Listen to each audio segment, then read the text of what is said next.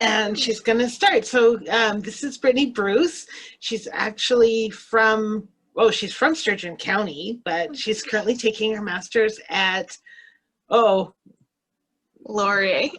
Laurier, thank you. I'm like, I know you said your emails there. Why did my brain just go blank?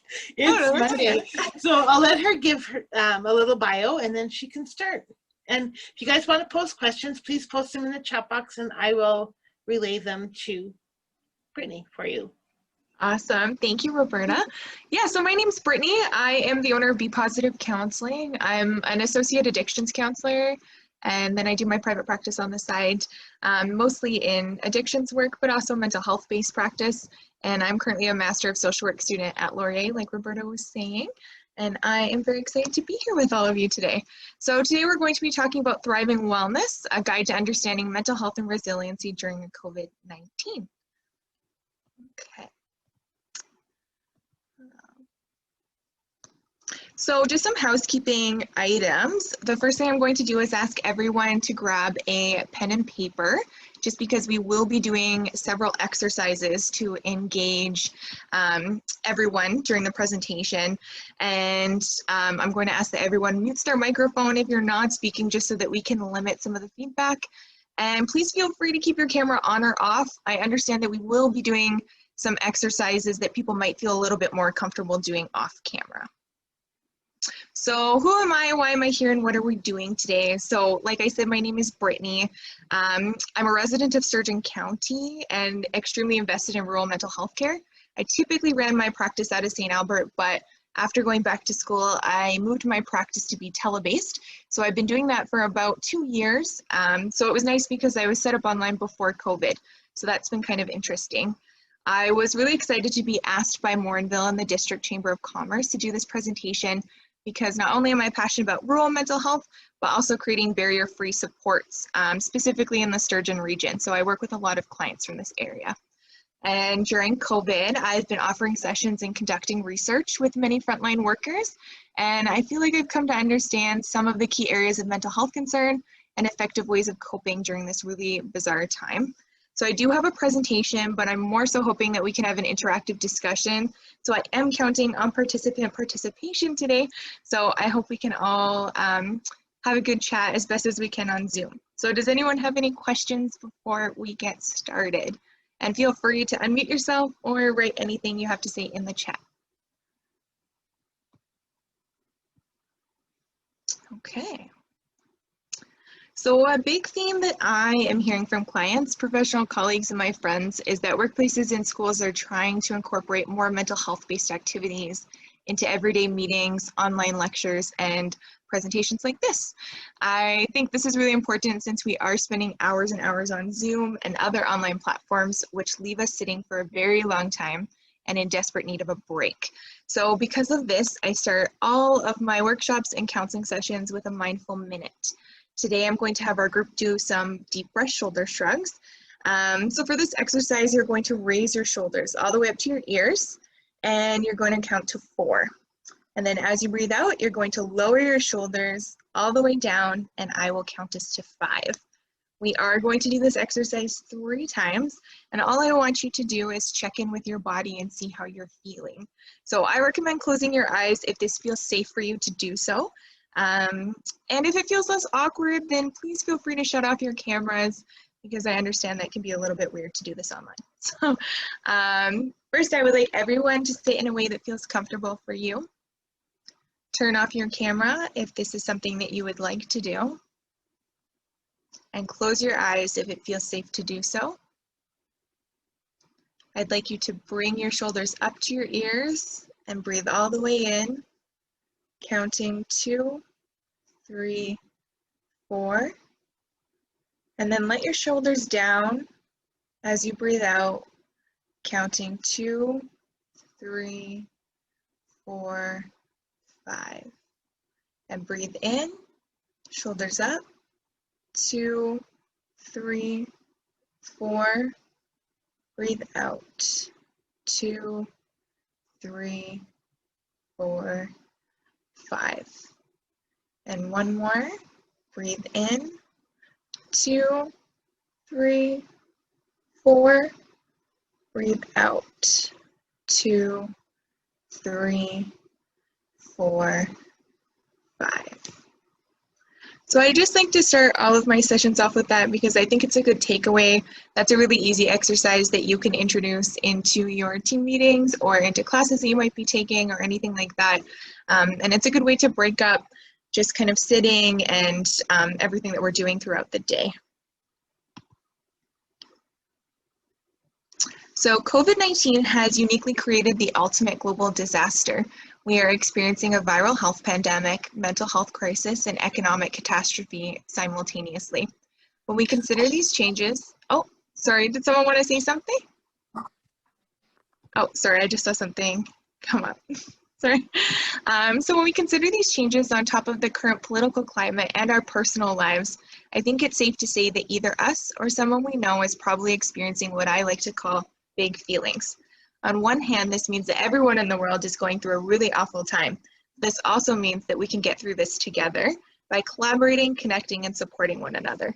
Human beings are extremely resilient and can overcome adversity. So with that being said, I'd like us to talk about it. So I wanted to highlight this idea of various social locations, as I believe that this has become extremely important as we navigate this global crisis.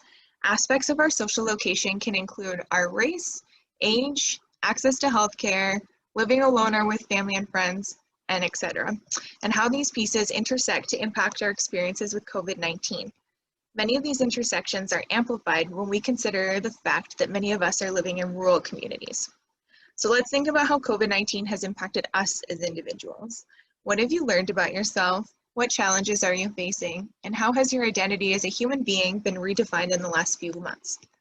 I'm going to ask that everyone please takes a few moments using your pen and paper and write down your answers to these questions. I will then invite those who would like to share their responses by unmuting themselves or putting their answers in the chat. So I'm just going to ask that you take a couple of minutes to do that, and the questions are on the screen there for your reference.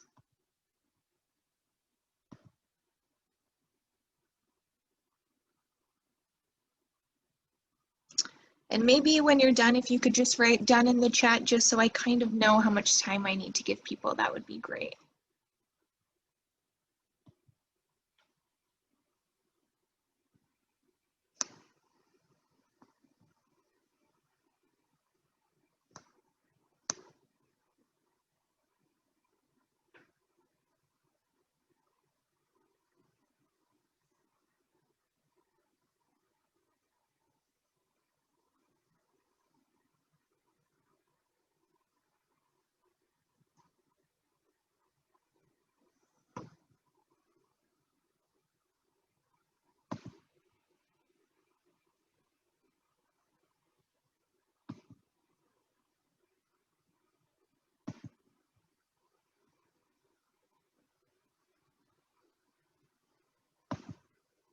Oh, sorry, I stopped sharing by accident.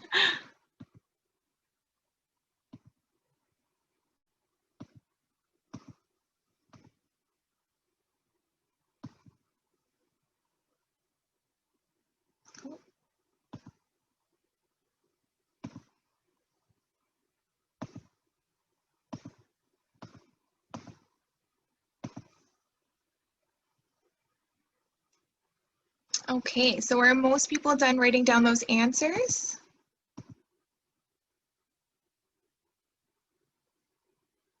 Okay, great, thank you. So would anybody, okay, I'll give you a couple more minutes. Sorry, Roberta, I just saw that. Go ahead, I can go last. Oh, okay, perfect. So would anybody like to share some of the answers that they wrote down with the group? You can answer all of them or just one of them, whatever makes you feel a bit more comfortable.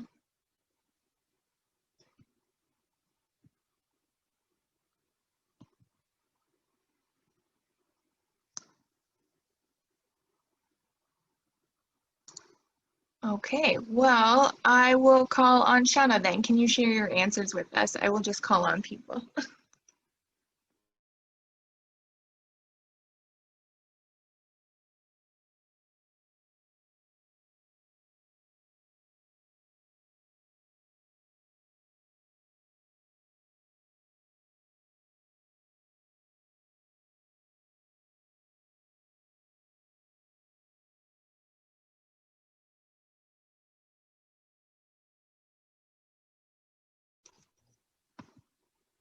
Are you muted?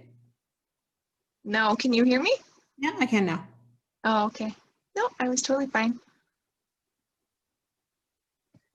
I just said I never realized really how much social interaction that I needed and how much better and more focused and productive I am with a routine, which seems to come in ups and downs with this COVID-19. I think it's, you're not going out for meetings. I'm not going out for training. For me, that's what I've found to be challenging. And the thing I've maybe found that I value more is that I recognize I'm very privileged in my life and what I have been able to do. And maybe I have done more to try to do more for the more at risk or vulnerable because we're seeing more challenges with it. Those would be my thoughts. And I appreciate that you brought that up. I think that speaks to that little bit that I talked about, so social location. I think the pandemic has kind of shown where all of these inequities lie.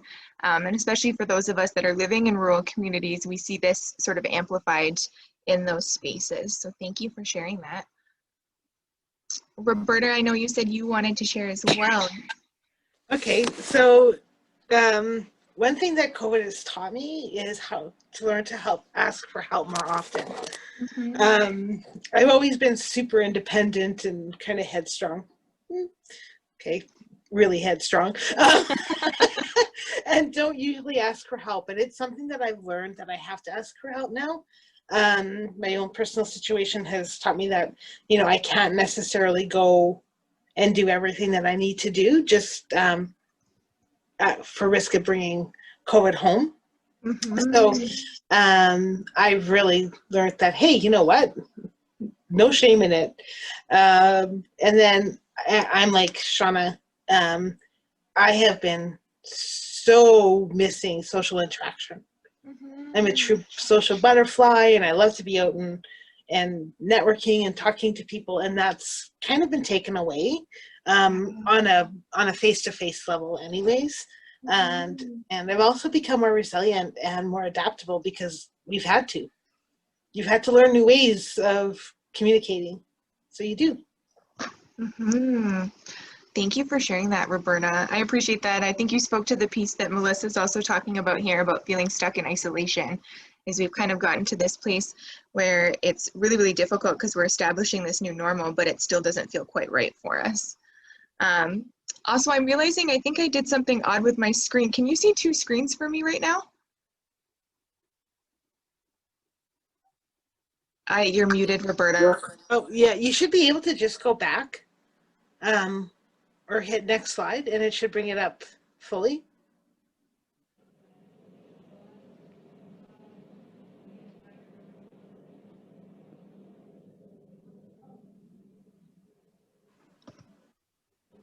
I'm going to try and share this and see if this works a little better.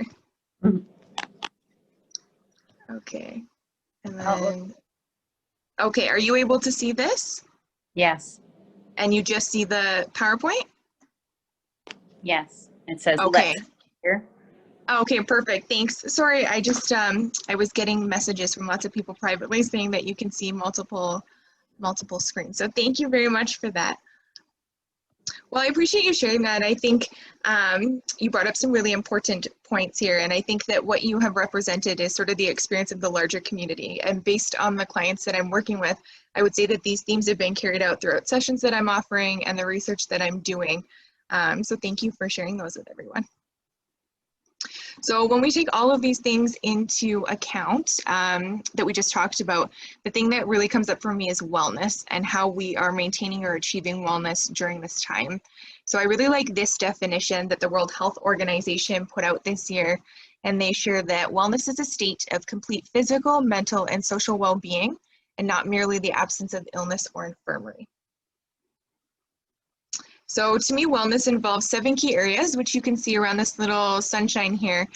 Many of these areas have been compromised as a result of COVID-19. So we have our social aspect, recreational, environmental, occupational, spiritual, physical, and emotional. There are other dimensions of wellness that are talked about in the grander scheme of things, but for the purpose of this presentation in COVID, I think based on what I am seeing with my clients and the larger community, these are the ones that I would say have been the most impacted. So with that being said, is there a particular dimension of wellness that you have noticed being specifically compromised personally or with your family, friends, or colleagues? You can either unmute yourself or you can write your answer in the chat and I will read them out loud. And on the right-hand side, there is a little cheat sheet that has all of the dimensions listed just in case, just in case you forgot what they were. So I will just ask people that to the larger group.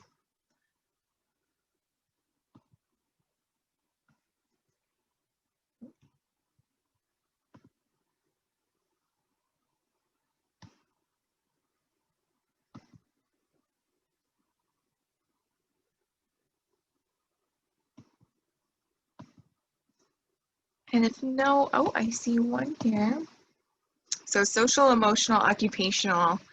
Yes, Roberta, I would say the same thing. I think definitely social, people have talked about that as being one of the biggest impacts. In terms of our emotional, I think that a lot of these different spaces, all the other wellness dimensions kind of affect and impact our emotional wellness dimension. So that's a big piece. And occupational, so I think when we consider how people's jobs have been affected, not only in the workplace, but also their at-home roles and things like that, we really do see an impact with that occupational space because you're taking on additional roles as, let's say, homeschool teachers and things like that. And Shauna says, for sure, social and emotional. 2, occupational, feeling a bit in a rut at times. Yes, I would agree with that. And Troy is saying social and physical fitness. Yes, that's definitely a difficult one, especially with gyms being closed down and things like that. And depending on where you live, I know that there's not always as much of an option to social distance safely in the public areas, such as community walking areas or parks. So that can also be really difficult and impact that as well. And occupational, feeling disconnected from my team and clients. Yeah, Melissa, I think that's huge. This whole sort of idea of e-leadership has been really difficult to implement because I think for a lot of us, our meaningful connections come from being able to connect with our teams in a way that feels beneficial for all of us. And that is kind of taken away from us when we are sort of navigating this e-platform for trying to provide all the same things we did as leaders in our in-person format. So that can be really, really difficult. Thank you for sharing those, you guys. Oh, and yeah, perfect.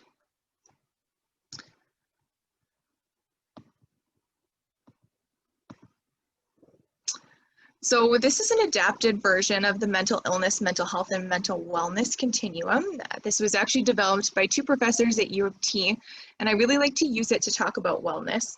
So as you can see, mental illness refers to something that is what we like to call clinically significant. So this means that someone has received a diagnosis because something specific is affecting their major life areas. The most common diagnoses in this space are anxiety and depression, which we have seen amplified during COVID. Mental health refers to the absence of a mental illness, but there are still signs of stress and de-stress and a highlight on resiliency because we're still able to function and manage the big feelings that we're dealing with. And wellness refers to not experiencing distress or stress or difficulty with coping in these areas.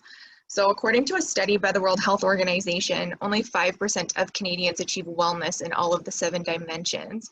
So this is likely because of the lifestyles we live, working lots, and the lack of low barrier mental health support, something that is especially important when we think about these rural contexts that we are living in. So because of most Canadians achieve wellness in 2 or 3 dimensions while sticking in the mental health range for all of the other dimensions. The difficulty with COVID is that we're seeing an increase in mental health and mental illness statistics due to a lack of opportunities to engage in activities that foster wellness. So all of the things that we have typically done to kind of meet our needs in these wellness areas have been compromised because we're not able to go out and do those things anymore. And sometimes being creative and doing those things at home is not a possibility because we have children or partners that need things, or maybe we just don't have the space to do that. So those are all considerations as well. So these are some relevant statistics that CBC and McMaster University recently put out after a study that they conducted. So while many people expressed feelings of gratitude for COVID, and those participants in particular were identified as being parents with really young children at home or adults who typically don't have a lot of time to spend with their partners, most of the feelings shared were indicators of poor mental health. So here in Alberta, the Alberta Liquor and Gaming Commission experienced a 33% increase of bottle returns and a 47% increase of cannabis purchases. So in terms of how people are coping with the pandemic, that kind of speaks to the fact that most people are using substance use or a lot of people are using substance use as a way of coping. As a student, I can speak to this loneliness piece as well. I was new to the Waterloo region after moving there for my master's, and I lived alone. So the transition to online learning and online work was very lonely, as I was unable to visit the limited supports that I had in the area. The loneliness was a factor in me deciding to recently move back to Alberta to complete my schooling in the virtual format. So we need to be considering the isolation impacts for both people living in rural contexts and also our aging population and people that are living alone, especially as we near the holidays, because people are unable to travel this year. So typically we experience anxiety in relation to a specific situation. In this case, that would be COVID-19. This crisis is anxiety provoking in itself, and it's normal to feel anxious, and you should feel a little bit anxious just because of the context, as this is your body's way of signaling to you that there's danger and that you need to keep yourself and others safe. But extra layers of anxiety getting added to your plate when you're experiencing a lack of routine, isolation, checking behaviors, overexposure to the media, and unhelpful worry or rumination. The accumulation of these pieces are known as amplified anxiety. So as you can see with this little guy here, he looks a little stressed out with everything he has going on, and those are all of those extra layers that we're talking about.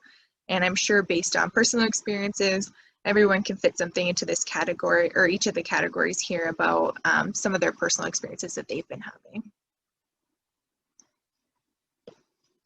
So how can we combat amplified anxiety? So we can get ourselves into a routine. We can stop living on social media. Roberta and I were talking about that earlier, about how that can be a little bit tricky. And we can do a few things that help make us a little bit more resilient. So, you know, some people's routines include binging on Netflix and ordering takeout and hanging out on the couch. And sometimes when that is what we need to do, that is totally fine. But let's take a look at some of the ways that we can develop a healthier routine. I would like everyone to take a look at the slide and pick one of the components listed and how you could incorporate this in a way that is manageable into your daily routine. So I'll give you a couple of examples first, and then we can get you started on doing your own. So for example, how many of you have set goals for yourself that not even Superman could complete? I think we all have. Instead, why don't you try setting one realistic goal for the day? Unplugging yourself before you go to bed, maybe an hour before, or trying to do some deep breathing exercises to calm yourself are examples of how you could help yourself get a good night's sleep. Does anyone have any fun tele-based social activities that they've been doing during COVID that they would like to share with the group? Oh, Shauna says, I write things on my list just to cross it off. It's so lame. I don't think that's lame. I think that is part of what helps us feel productive when we're struggling to make sense of all the things we have to do. I appreciate that. Has anybody kind of tried to do some fun things via Zoom or maybe Instagram Live or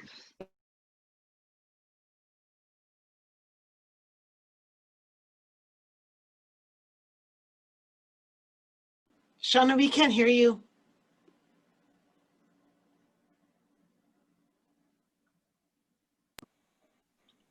You're muted. Oh, it says she has unstable connection, so she's going to sign off and then come back on.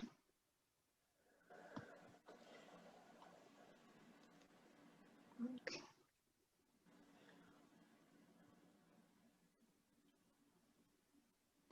Has anybody been doing virtual hangouts with their friends or with family members? Have you done anything over the holidays like that?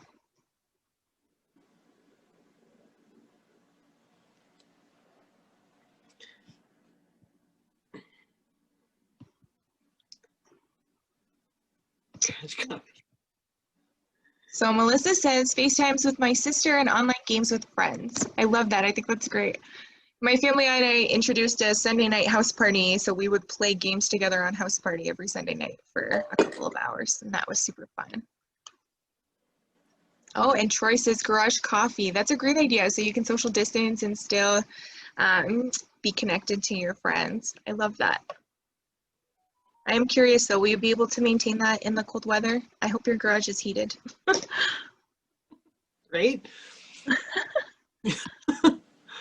What about you, Roberta? Have you been doing anything fun and kind of social?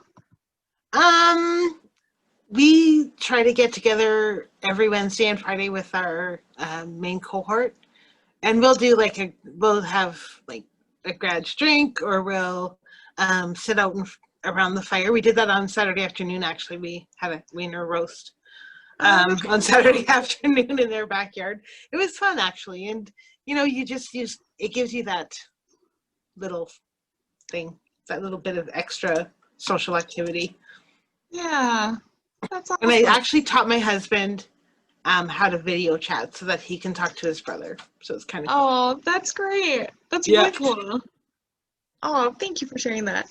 Yeah, I think for me, I grew up in a military family, and so I have gotten quite good at doing long distance hangouts with my family and with my friends. But it's really nice to see that COVID has kind of introduced all these new platforms, or at least opened us up to the idea of how to use these new platforms a bit more regularly. So as much as most of us are probably experiencing Zoom fatigue and things like that, I think even if we are able to break up our day with a little bit of social outside of all the work, that can be really helpful. Especially because right now they're saying that people aren't really stopping work as typically as they would.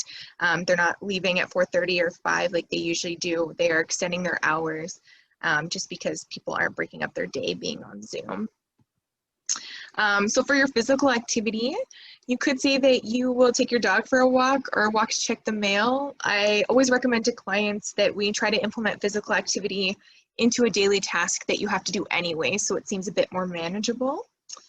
And for the self-care point, this kind of looks different for everyone. Sometimes this is going to mean binging on Netflix, like we said, while other times it's going to mean eating a healthy meal. And for a productive activity, how many of you had your holiday shopping done before December 1st? I know that I did, a lot of it anyways. This is a productive activity because you have to do it anyways, but also incorporating it into your routine so it becomes a little bit more manageable and not super stressful by doing it sort of last minute can be really helpful. And for pleasurable activities, so I don't know how many of you were on the call, but Roberta and I were talking that one of my other roles is that I'm responsible for hosting fun events for all of my master's colleagues. So one of the things that I have been doing is hosting paint nights via Zoom, so people can have some fun at the end of their busy work and school days towards the end of the week, and just trying to keep that going even though we're in this virtual format. So that's kind of fun. So I would like everyone to take one of the healthy routine components listed on the screen, and using your pen and paper, you can make a list about how you would incorporate this into your routine. Then I'm going to ask everyone to write their answers in the chat so that we have a bit of a list going of all the different ways that we can incorporate that into our routine. And I will give you a couple of minutes to do that.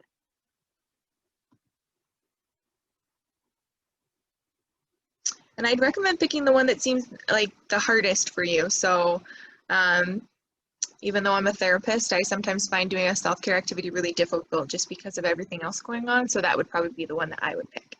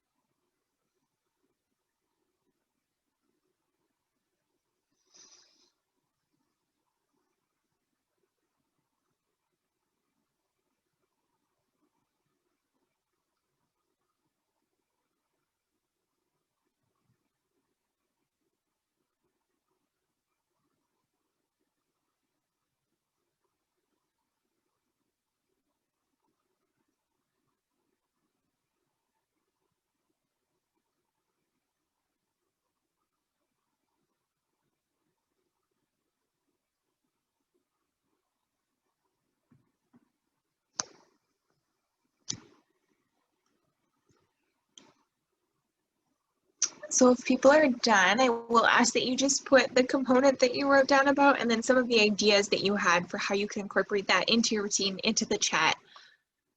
just so everyone can kind of see, and maybe people can get some new ideas for how they can incorporate those pieces into their own routines.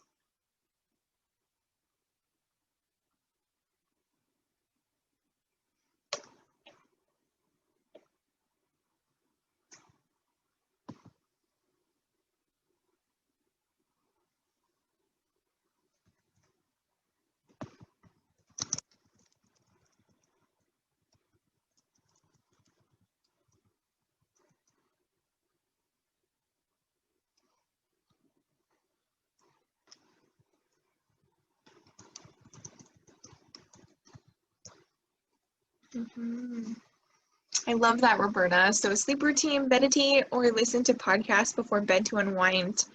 I don't know if you know, but Headspace right now is offering free access to their app right now, which can be really helpful.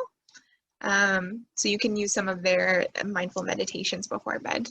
And Troy says, oh, sorry, Roberta, go ahead. I actually use Headspace or Insight Timer. Oh, that's awesome. Yeah, those are both great. That's really cool. And for those of you who don't want to use apps, I mean, if you just go on to something like YouTube, you can just look in, guided meditations, and that's a really helpful thing to do as well. So Troy says, regular walking for a mental break from working at home. Yeah, Troy, I think that's huge. I think it's really important to break up those days and kind of establish, this is my start, this is my ending, especially when you don't have a separate space to go to work and be at home. That's also what I do. I take my dog for walks on my lunch break. I find that helpful. And Melissa says, physical and self-care. I love to play, just dance with my kids. It gets us moving and laughing. I love that. That is awesome. So you have dance parties in your kitchen and all sorts of fun things. And Lori says, getting a good night's sleep, turning off my phone an hour before bedtime and getting to bed earlier and reading a book. That's also awesome. I really like that idea as well. I think it's really, really helpful if we can kind of shut down those electronic devices. I mean, everybody knows that they keep your brains moving longer than they need to if we stay on them, but I think consciously making an effort and making that very intentional is something that can be helpful for establishing those great sleep routines. Those are awesome. Thank you for everyone who wrote theirs in. I appreciate that.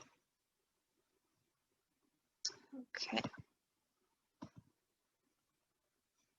So social media has frequently been researched in recent years and has been labeled as one of the key components that induces anxiety in those of us living today. So these are some tips for reducing and limiting your social media and news exposure. So one, people should be thinking critically about which sources you are checking. So I know, for example, a lot of people in my generation are getting their news about COVID from Instagram, and sometimes that's great, but it's not always the most reliable source because people can write whatever they want. Set a time limit for yourself, so only checking news or social media for an hour per day. And that is something that I actually did. I only check the news right in the morning when I wake up for a 15-minute period, and then I don't check it after that just because I found that was helpful. Except during the presidential election in the States, I did extend it a little bit for that.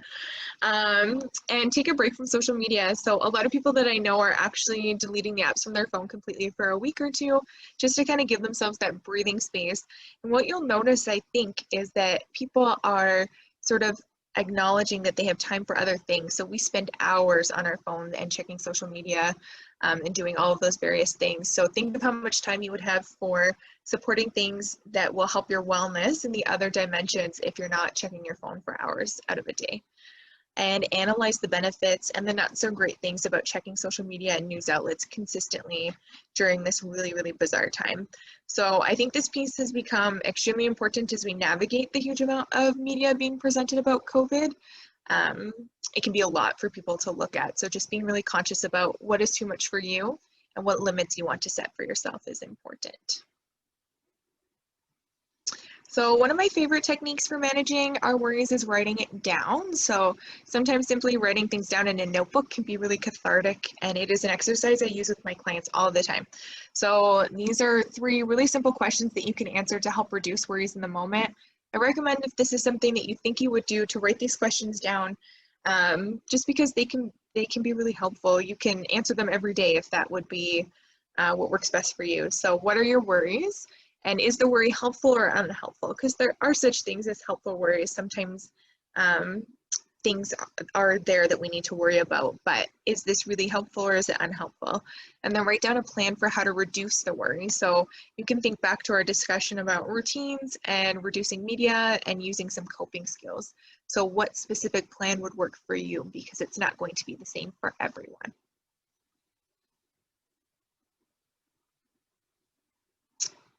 So do you tend to be self-critical on the best of days? I would say that I do, and I'm sure others are as well.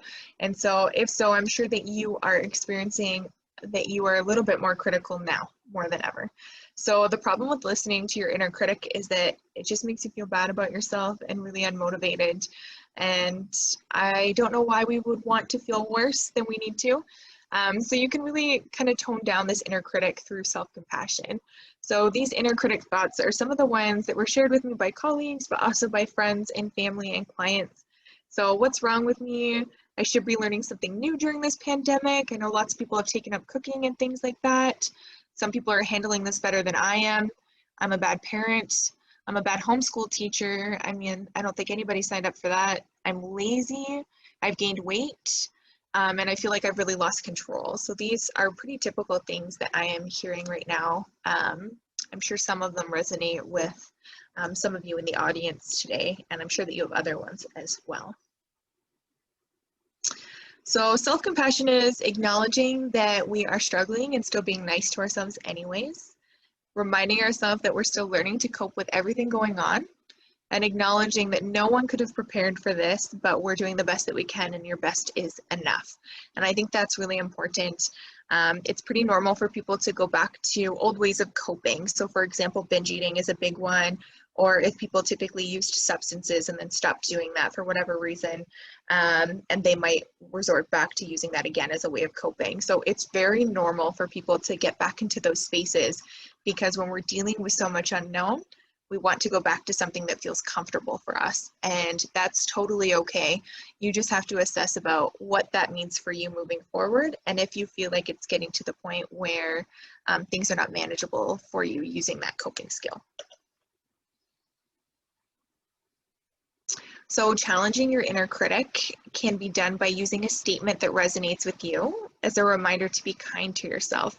So some steps for coming up with your own personal statement are using these two kind of tips down here that I put. So one is pretend that you're speaking to someone you love, maybe a friend, a partner, or one of your children. What would you say to them if they have the same thought? So I just want you to think about that and write it down on your piece of paper. What would you say to a loved one if they were going through a really, really difficult time right now? Because I'm sure a lot of them are.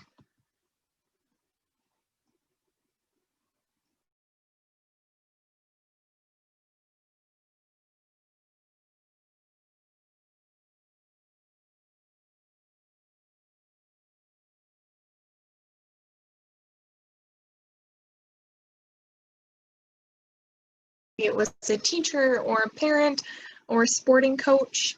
What would your role model say to you right now? Can you write that down for yourself?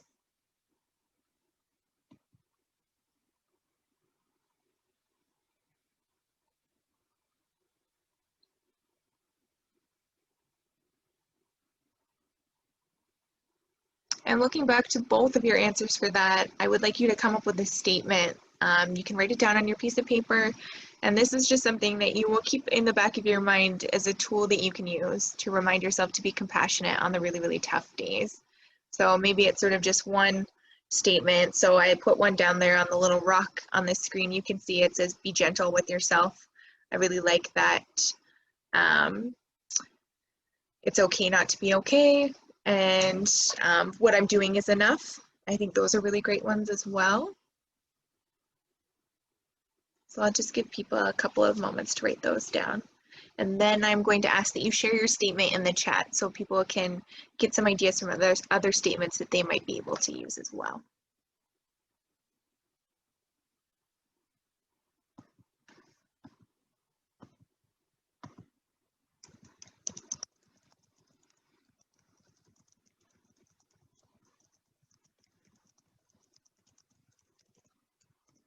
So I just wrote mine in there. It says you're doing your best and your best is okay.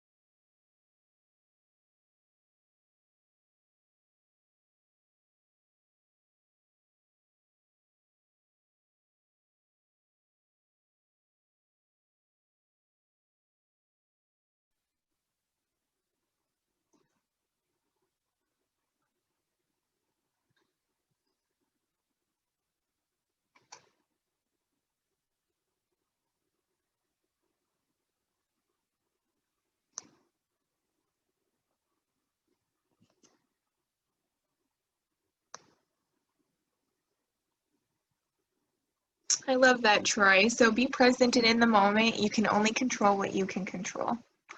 That's awesome. I think that's a really great mantra for everything that we're going through right now when we have so many things out of our control.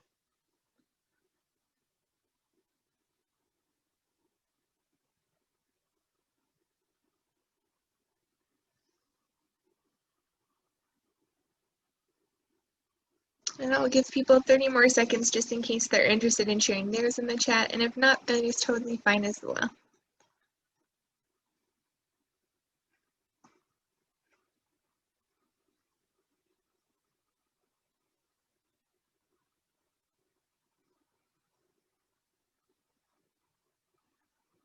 Okay.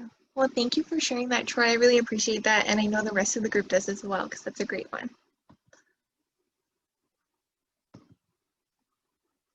So what can we do to help support positive mental health? I think one of the big things is to make sure that we're being, consistent about checking in with our mental health and kind of establishing our new normal. So creating those routines like we talked about and new forms of exercise, maybe it's new ways of visiting with your loved ones. Those are really, really important pieces because it looks like we're going to be in this space for a while. And I think the initial thought on this was that, oh, this is going to happen for a couple of months or a few months and then we'll go back to normal. But the first case of COVID, not in Canada, but in general, was over a year ago. So we're in this for the long haul, and so we really need to be focusing on that. So name your big feeling. So if you're feeling really frustrated, label that for yourself. You can write it down, you can talk to people about it, but it kind of helps you have a starting point for establishing what your needs are and what your plan is going to be for moving forward. Engage in creative wellness routines. So kind of like we were talking about before, if you really need physical activity in your life, how can you creatively get physical wellness into your day? So like I had said, maybe it's that you are going to walk to go and get your mail instead of driving there on your way home from the grocery store. Maybe it's that you're going to take your dogs for an extra long walk, or you're going to do jumping jacks or have a dance party in the kitchen with your kids, just to do something so that it kind of breaks up your day a little bit. It is really important that we are being safe when we are going out. So there was a study done at the beginning of COVID when masks were not mandatory, and they were talking about how people who used masks felt safer than those who don't, for obvious reasons. But this also played into the anxiety that they had about the seriousness of COVID-19. So people, for example, that didn't have access to masks because maybe they were low income or they just didn't go somewhere where they could buy them frequently, those people actually had higher rates of anxiety about COVID because they weren't able to access all the same things that we do to protect ourselves. Continue to make intentional time for loved ones. I think this is really important as we sort of navigate this space, especially with the holidays coming up. So even though we might feel really zoomed out, we might be really exhausted, how can you still interact with your loved ones in a way that feels meaningful for you? So I know Roberta was saying for Christmas, she was thinking about possibly baking cookies and driving them around to her loved ones' houses and kind of putting them on their doorsteps. I think that's a really lovely way of still connecting with people in a way that's meaningful, and making that time for people, but being safe about it. Take space. So obviously space is a luxury for a lot of people. Because I just moved back from the GTA, I know that it is not possible to always go outside and be able to physically distance from people. And that can be really hard. And I, for example, lived in a little apartment. That can be really difficult too when you physically do not have the space to separate your work from home. So taking space in a way that will work for you, even if that just means you're going to open your window and look outside for a little bit and kind of change your scenery for a little while, that can be helpful. Limiting your exposure to news, social media, and negative people. And I put the people part in there just because I think it's important to acknowledge that not everyone is coping well with this pandemic for obvious reasons. And some people are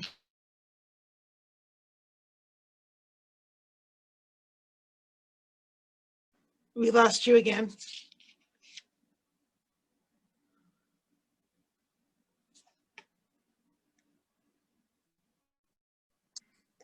You're frozen, Brittany. Oh. Oh. How about now? Can you hear me? Yep. Okay, Yeah, sorry. Sorry, I don't know if people know this, but Sturgeon County does like network sharing, and so all our internet apparently isn't as great as if we were in like an urban area. So thank you for telling me. And the last little piece there is just limit exposure to news and social media and negative people. So like I was saying, just some people are really, really struggling with this pandemic, and so the ability to stay positive and be in a positive space around people isn't always possible, which is totally okay. But if you're someone that really feeds off that energy from other people, make sure that you're distancing yourself and just not spending all your time with people that are in that kind of space, because that can be really heavy for you to take on as an individual. And get your sleep. So my experience is that people's sleep has been interrupted during the pandemic. I have a lot of clients that are struggling to sleep because they are worried about things like finances or how they're going to meet their child's needs at homeschooling that day, or what to do because they're unable to access regular food or access regular PPE. So doing things to create your sleep routine in a way that is helpful and meaningful and will allow you to kind of disconnect from all of those bigger things going on and really just focus on getting a good night's sleep. Eating regular meals. So another piece that I have found in my research so far is that people are not eating regular meals because we don't think to, because we don't have people, you know, walking by our office and asking if we want to go for lunch. It's up to us to set a timer and say, you know, it's 12, it's 12:30. I think I should go eat something and go and grab that. So being mindful of that. Engaging in some mindfulness activities. So like we were saying earlier, you can access apps like like Headspace right now for free, or if you go on YouTube, you can access those things for free, and Spotify also has a ton of free resources right now. And limit drug and alcohol use if this is possible for you. So I recognize, because I work in the field of substance use disorders, that the things have actually increased during COVID. So we've seen a major increase of drug and alcohol use. But if this is something that you are able to limit, this is really helpful. Just because obviously those pieces add to depressive symptoms, which is not always helpful when we are also dealing with a pandemic. And then reach out. So whether this means to friends, family, colleagues, loved ones, or a therapist, these people can all be really helpful. And we're all going through the same thing. So I think that's a really unique time, is that we have that sort of compassion and empathy for other people because we get it. And this is something that's bringing people together in a way that we can connect in a meaningful way. So when should we seek professional help? So when we're having thoughts of self-harm or suicide, when your daily functioning is affected, when you're feeling sad or down most days, when engaging in substance use or abuse more than usual, so when this is becoming problematic, when we're feeling burnt out, and when our existing coping skills are no longer feeling like they're working. So what I would say is the bottom one has brought a lot of people to my practice in the last little while, just because you know, the things that we typically have done, like I said before, are no longer able to be done, and they're not realistic given the pandemic. So reaching out to somebody who can kind of help you brainstorm different ways of coping might be helpful. So lots of the apps and things like that right now are offering free telehealth-based sessions, and there's lots of things in the area which can be helpful for that as well. So that is everything that I had for you. I appreciate everyone being here, and I didn't know if anyone had any questions, anything specific about the pandemic, or anything that they just wanted to ask in general, and I can answer those.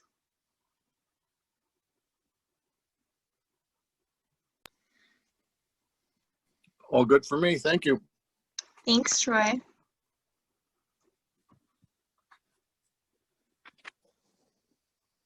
Okay, well, if there's no questions, I put my stuff up here. So if you do have any questions, I'm more than happy to recommend any local resources. I've worked in this area for a long time, so I'm pretty well networked in the mental health field.